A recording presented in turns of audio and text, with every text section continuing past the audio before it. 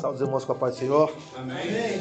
Para mim é uma alegria estar conhecendo a base missionária que Deus colocou sob a liderança do nosso pastor Rafael Moura. Já quis estar aqui outras vezes, mas Deus preparou hoje e é uma alegria estar aqui. Queridos, o pastor nos chamou para a gente estar trazendo uma palavra e eu comecei essa semana, na verdade faz 2 semanas, um texto sobre, Deus colocou no meu coração, sobre tentações. Eu até quis mudar a mensagem, mas está forte no meu coração esse tema. E eu quero trazer também para os irmãos, compartilhar aquilo que a gente estamos ensinando lá na congregação. E eu quero convidar os irmãos para abrir o texto sagrado, no livro de Mateus, capítulo 26, a partir do versículo 31. A palavra de Deus, irmãos, ela tem a função de vacinar, como que se Deus nos desse anticorpos. Às vezes a gente ouve uma palavra e diz assim, mas eu não sou assim, não vou cair numa situação dessa. Mas por que Deus nos traz a palavra? A palavra de Deus é vacina, irmão. Uma vez eu estava orando com os irmãos no monte, já vou fazer a leitura. Deus usou um vaso, falou assim, irmão,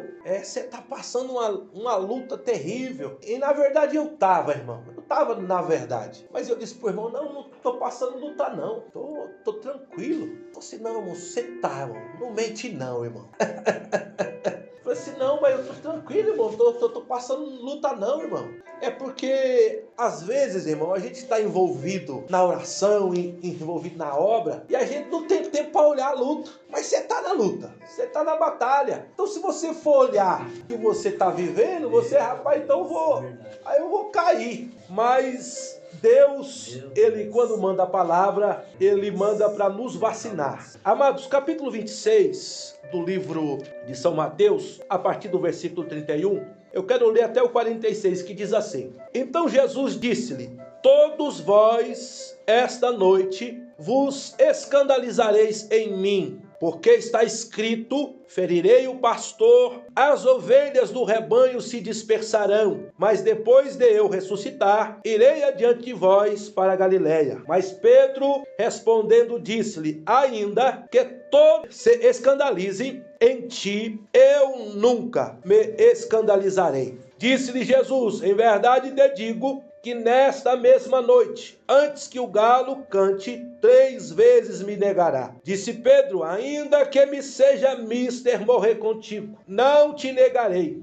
Todos os discípulos disseram o mesmo. Então chegou Jesus com eles a um lugar chamado Getsêmani e disse a seus discípulos, assentai-vos aqui, enquanto vou além orar. Levando consigo Pedro e os 2 filhos de Zebedeu, começou a entristecer-se e angustiar-se muito. Então lhe disse, a minha alma está cheia de tristeza até a morte. Ficai aqui e velai comigo. E voltando para os seus discípulos, achou-os adormecidos e disse-lhe, Pedro, nem uma hora pudeste velar comigo? Vigiai e orai, para que não entreis em tentação. Na verdade, o espírito está pronto, mas a carne é fraca. Amém? Amém. Graças a Deus. Amados, esse texto fala de uma tentação que não só Pedro viveu, mas todos os discípulos. Quando a gente fala de tentação, o que é tentação? Tentação, o dicionário diz que é o desejo ou impulso de fazer algo meramente errado. Tentação, ela nos seduz, ela nos atrai. Todos os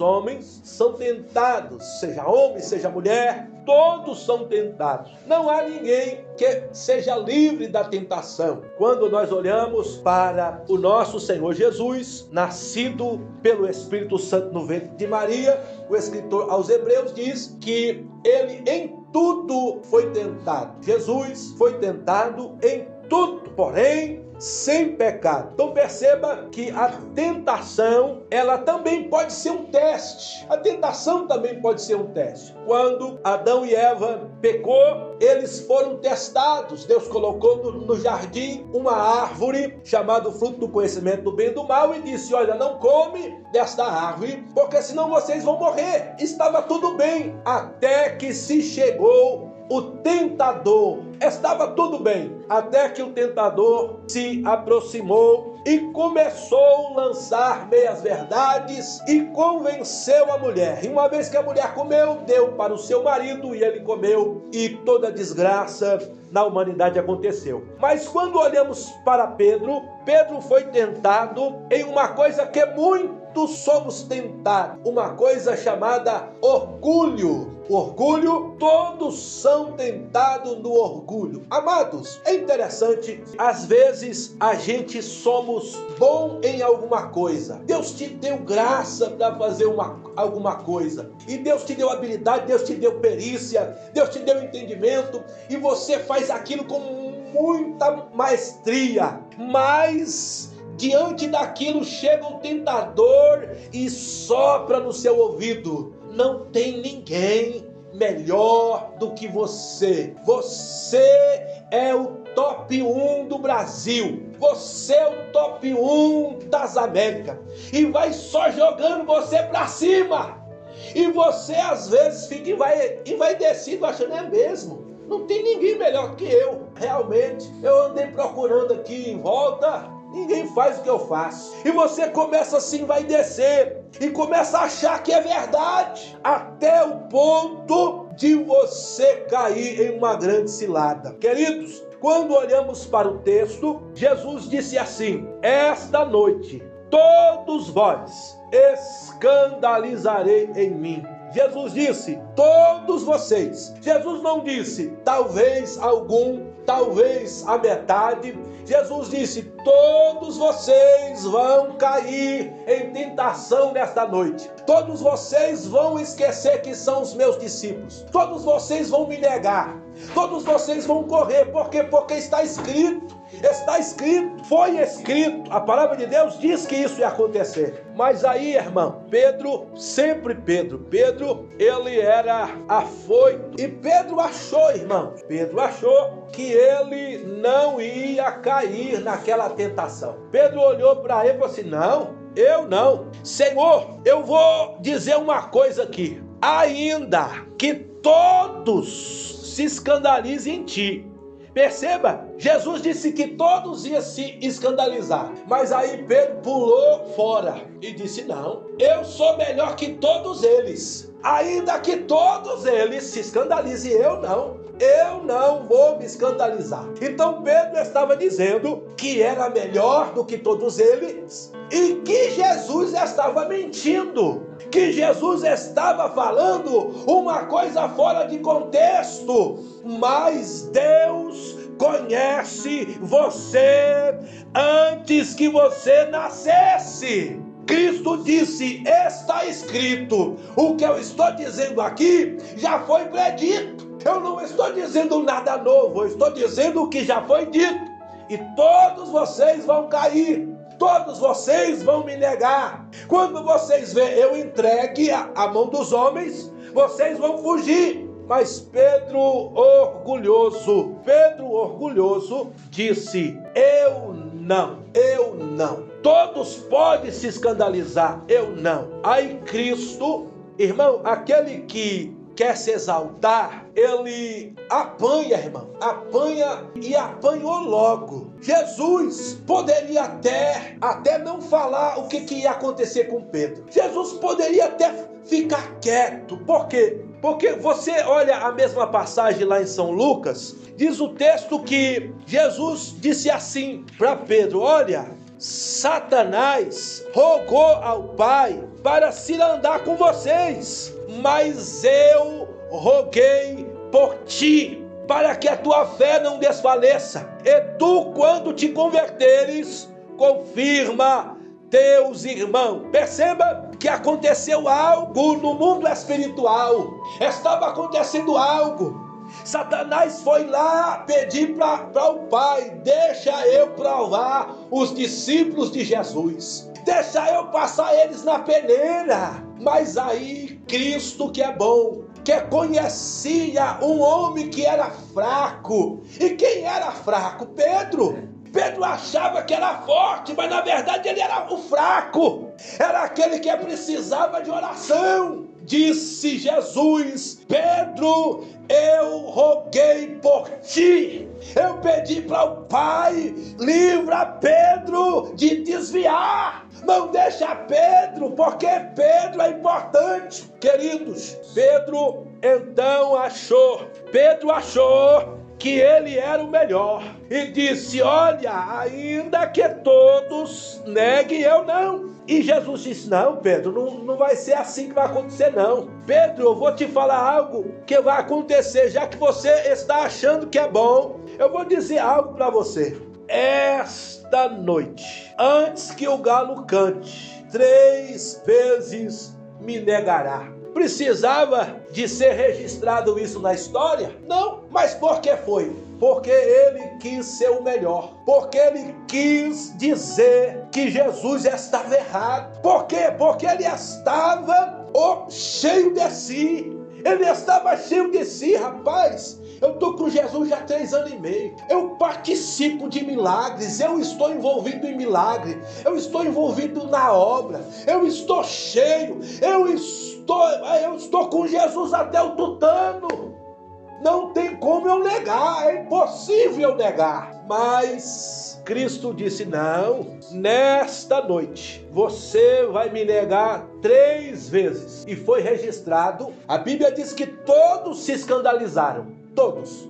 Mas quem foi anotado nos evangelhos que negou foi Pedro. Pedro negou. Por quê? Porque Deus não mente. Isso acontece com o orgulhoso. E é tão interessante, irmão, que Cristo, tentando ajudar Pedro, ele chamou Pedro para oração. Pedro, vamos orar. Eu tô numa situação difícil aqui. Cristo, irmão, Cristo também estava passando por grande aperto. E ele chamou Pedro, Tiago e João para orar. Agora, imagine, irmãos, preste bem atenção. Você anda com alguém que é o seu super-herói. 3 anos e meio, é o seu super-herói, é o homem mais importante da sua vida. Aí, nos momentos finais da vida dele, ele abre a boca e diz assim: a minha alma está cheia de tristeza até a morte. Ficai aqui e orai comigo. Imagina aquele que você acha que é o super-herói e está dizendo assim: eu tô com medo, vamos orar porque eu tô com medo, vou passar por algo aqui tão forte e eu preciso que vocês orem comigo. Eu tô com medo. Isso, irmão, isso tem que ter estrutura, porque imagina você tá com seu pai, de repente seu pai fala: eu tô com medo, porque eu vou enfrentar algo difícil e tô com medo. Me ajuda, filho. Me ajuda, meu amigo, porque eu estou com medo. E os discípulos agora estão conhecendo o coração aflito de Jesus. Mas o que Jesus faz na sua aflição? Ora. E na sua aflição ele diz: Pai, que não faça o que eu quero, mas que a sua vontade se cumpra em mim. Quando ele volta para ver se os seus amigos estavam orando com ele, tá tudo dormindo, irmão, tá tudo dormindo. Aí Jesus disse: ei, vigia e ora, para não entrar em tentação. Perceba, irmão, que isso daqui é a chave. Peraí, a tentação vai bater no meu coração,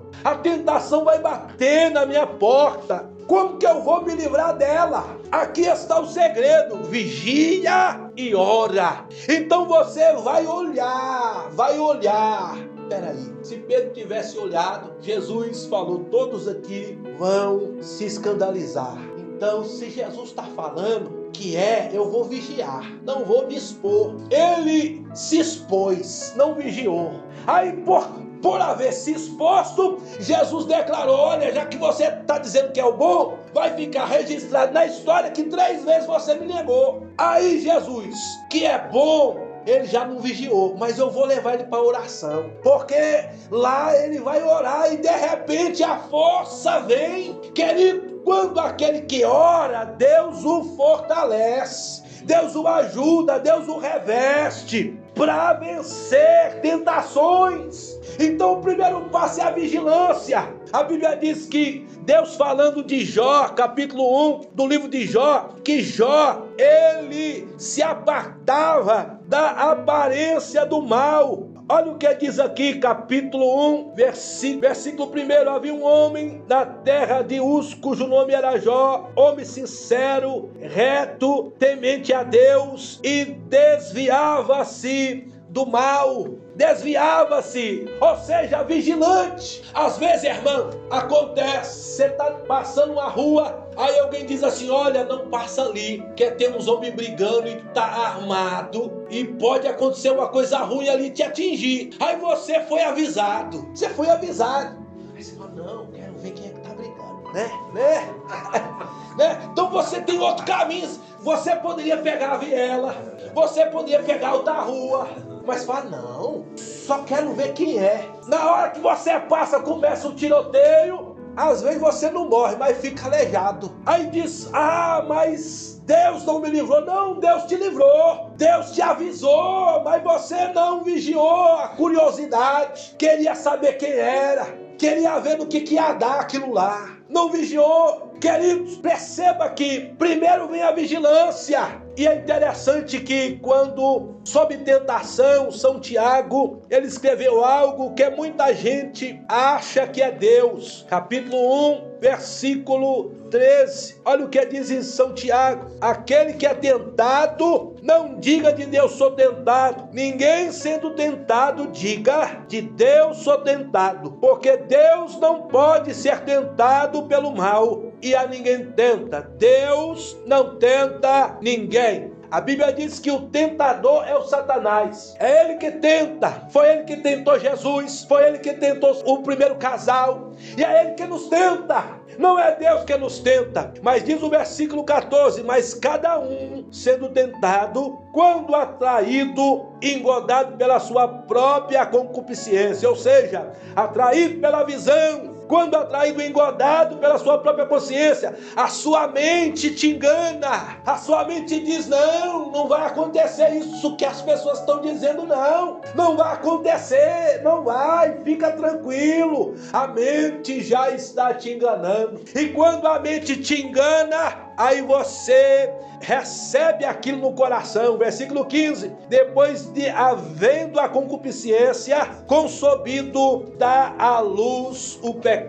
Ou seja, é um processo. Você vê, aí você começa a argumentar, aí aquele argumento vai crescendo dentro do seu coração. E uma vez que você está argumentando, irmão, você já está caindo. Certo pastor dizia: você pode impedir que um passarinho entre aqui dentro? Quem pode impedir? Ninguém. Assim são os nossos pensamentos. Ele vem na sua cabeça, às vezes pensamento de morte, pensamento de suicídio, pensamento de vingança, pensamento de destruição, pensamento de orgulho. Tantos pensamentos vêm na nossa mente, irmão. Tantos. Todos os dias somos atacados.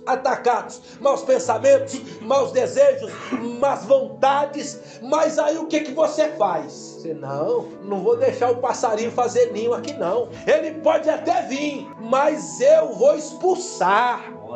Eu vou tirar da minha mente, eu vou rejeitar, eu não aceito. Mas às vezes o pensamento quer insistir. Aí vem a oração, é guerra. Senhor, estou com um pensamento aqui que está fixado na minha mente. Esse pensamento não é de Deus, esse pensamento não é teu, eu sei que é do diabo, não quer sair. Me ajuda, Jesus.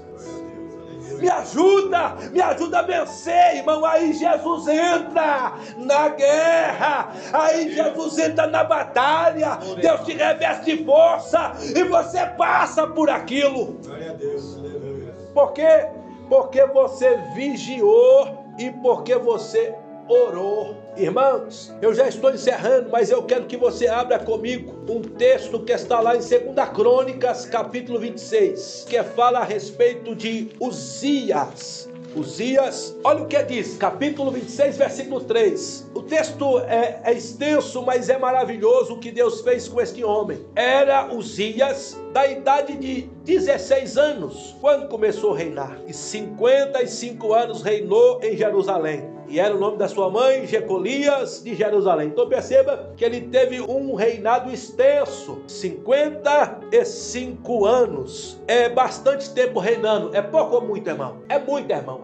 A média dos reis reinando era 40 anos reinando, essa era a média. Isso os que serviam ao Senhor. Os que serviam ao Senhor. Mas quem não serviu ao Senhor, rapidinho era cortado. Aí diz o versículo 4, e fez o que era reto aos olhos do Senhor, conforme o que fizera Amazias seu pai. Versículo 5, porque deu-se a buscar a Deus nos dias de Zacarias, entendido em visões de Deus, e nos dias em que buscou o Senhor, Deus o fez prosperar. Então perceba que era um jovem sem pretensão, se tornou rei porque nasceu no berço real, foi feito rei, jovem porque era necessário, mas aí chegou um homem de Deus que tinha visão do céu e disse: eu vou te ajudar, Deus está me dando a visão aqui, Deus está me dando a orientação aqui, segue aquilo que Deus está me mostrando, que Deus vai te ajudar. E diz o texto que quando ele começou a buscar ao Senhor, tudo que ele fez prosperou.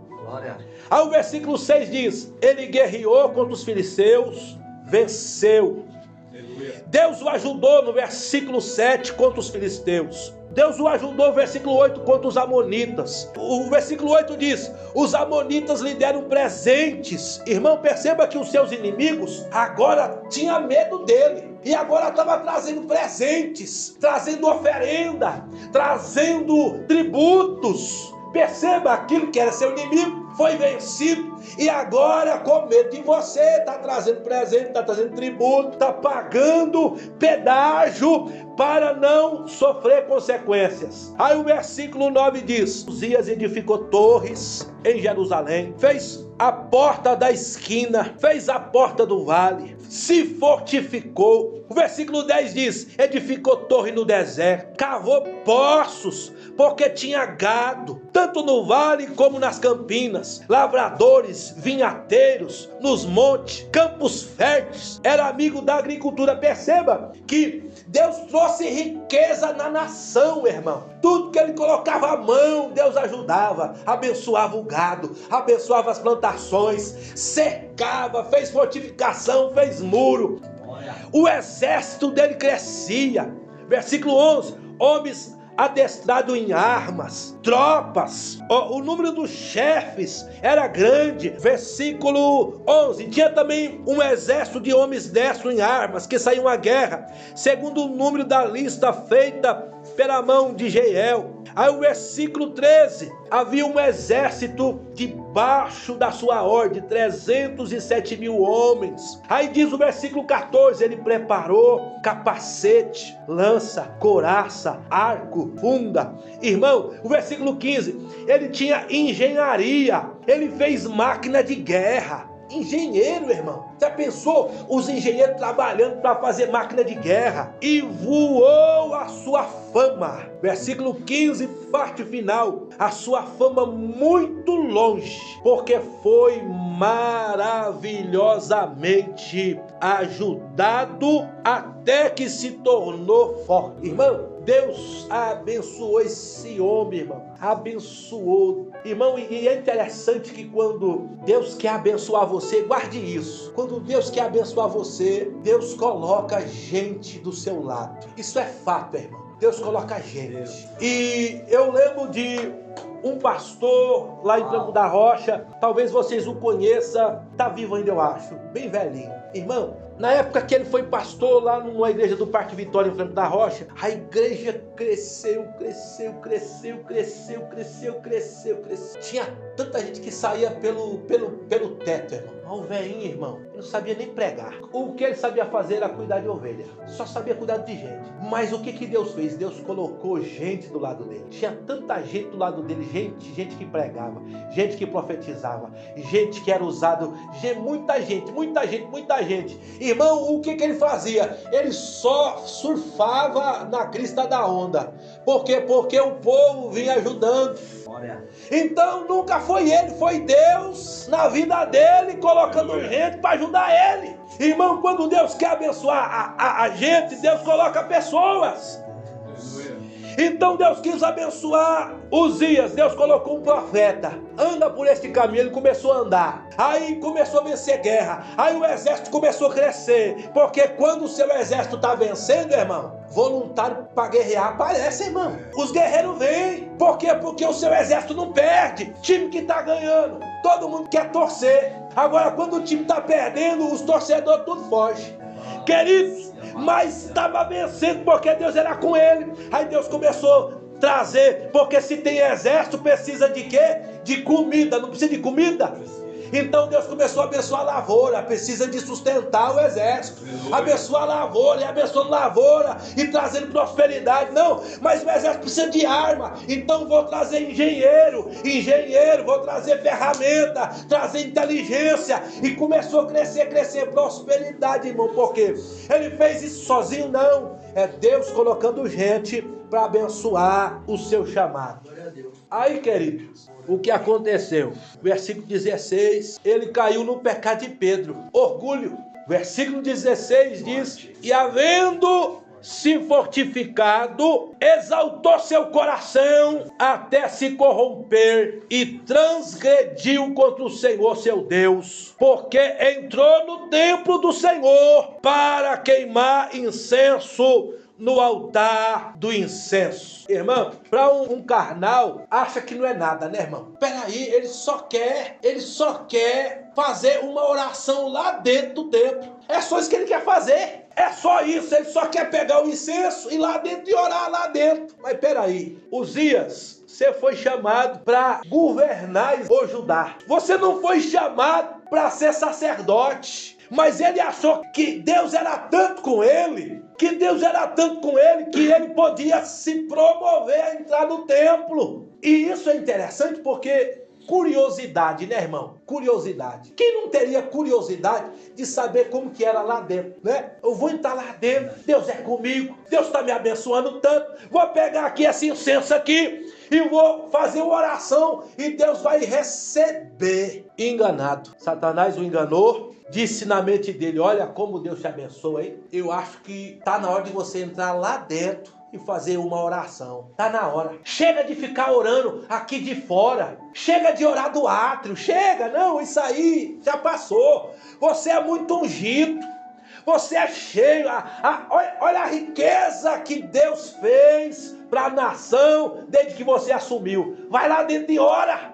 Ele achou que estava na hora. Satanás o enganou. Quando ele entrou lá dentro, os sacerdotes, irmão, o resistiram. Uzias, aqui dentro você não passa. Por quê? Porque aqui é só para os filhos de Levi. Aqui é só para aquele que foi escolhido. A sua função é outra. Mas ele insistiu, queria entrar. Sou rei, eu vou entrar. Diz o texto que na mesma hora Deus plantou uma lepra na sua testa. E o sacerdote viu que estava leproso, aí catou, foi na marra. Agora não vai ter conversa não, porque leproso não pode ficar nem no meio da sociedade. Catou na marra, quando ele viu que estava leproso, ele correu.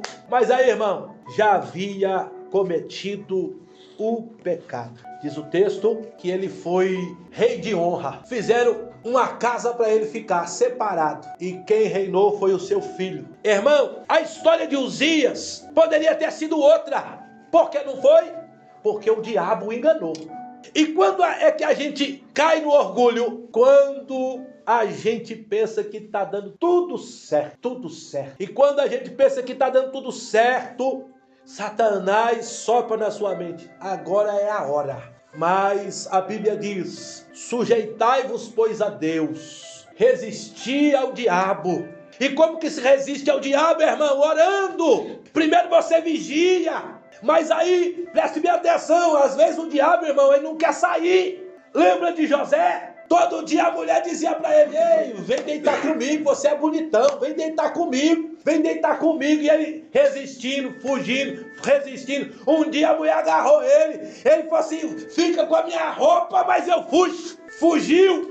Irmão, tem hora que você precisa tomar atitudes drásticas, mas resista e vença, porque Cristo diz na sua palavra que a soberba precede a queda, mas aquele que se humilha, humilhai-vos perante a potente mão do Senhor, e no tempo certo Ele vos exaltará. Amém? Fique com essa palavra. Vamos orar? Oremos. Poderoso Deus, está aqui seus filhos, seus servos, ó Deus, que está aqui nessa guerra, nessa peleja. Tu conheces sua mente, seu coração, os seus desejos. Reveste ele nesta manhã com força, meu Deus, com graça do céu. Protege a sua mente, protege o seu peito. Ó Deus, dê a ele, Senhor, revestimento espiritual, armas espirituais, para que ele vença toda a tentação. Senhor, dá aqui graça para o céu. Reveste a sua mente, o seu peito. Dê a ele autoridade, escudo, Pai, para que todo mal caia por terra, que ele vença toda a tentação. Ajuda ele a vigiar, ajuda ele a orar. Corta todo laço, meu Deus, em nome de Jesus. Está aqui teu servo, seu guerreiro, Pai, teu obreiro. Fortalece ele na tua obra. Ajuda ele, Senhor. Anima. Oh, meu Deus, que as armas espirituais do céu esteja com ele. Dá ordem ao teu anjo para estar com ele, Senhor. Corta todo laço, fortalece tudo aquilo que ele tem clamado, pedido. Responde, Senhor, em nome de Jesus. Pai, abençoa, Pai, a tua obra. Abençoa o teu servo. Guia ele, Senhor. Guia ele nesta peleja. Guia ele para liderar. Guia ele para conduzir. Oh, meu Deus, que o céu se movimente em favor do teu filho. Que o céu se movimente em favor daquilo que ele quer fazer. Abre toda a porta. Quebra os ferrolhos. Quebra, meu Deus. Quebra, meu Deus. Ser com a sua esposa. Ser com as suas filhas. Repreende todo laço. Envia os recursos. Envia os recursos. Envia, meu Deus. Envia, meu Deus. Envia, meu Deus. Ó, Senhor, teve certa ocasião, Jesus estava cansado, carregando a cruz. Não tinha ninguém para ajudar, mas aí apareceu um homem do campo, um sirineu. É profético, vai vir do campo. Se não tem da cidade, vai vir do campo. Alguém vai ajudar a carregar essa cruz, alguém vai ajudar. Recebe, vai vir do campo. Se não vier da cidade, vai vir do campo. Espírito Santo, confirma essa palavra e traz ajuda, traz força, traz recurso, em nome de Jesus, em nome de Jesus. Pai querido, que é tudo aquilo que seus filhos têm buscado, meu Deus, traz a existência, traz esse caminhão à existência, traz essa van à existência, traz essa chácara à existência, traz a existência, traz a existência. Nós chamamos em nome de Jesus, chamamos a existência em nome de Jesus, em nome de Jesus.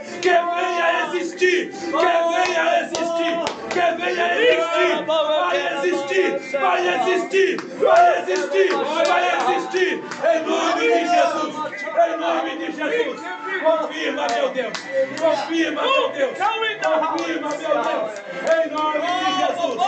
Nós declaramos, em nome de Jesus, a vitória sobre o seu povo, a vitória sobre este trabalho, a vitória sobre essa base missionária, a vitória, em nome de Jesus, em nome de Jesus.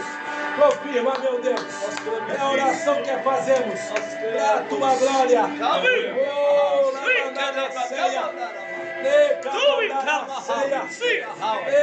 Espírito de Deus.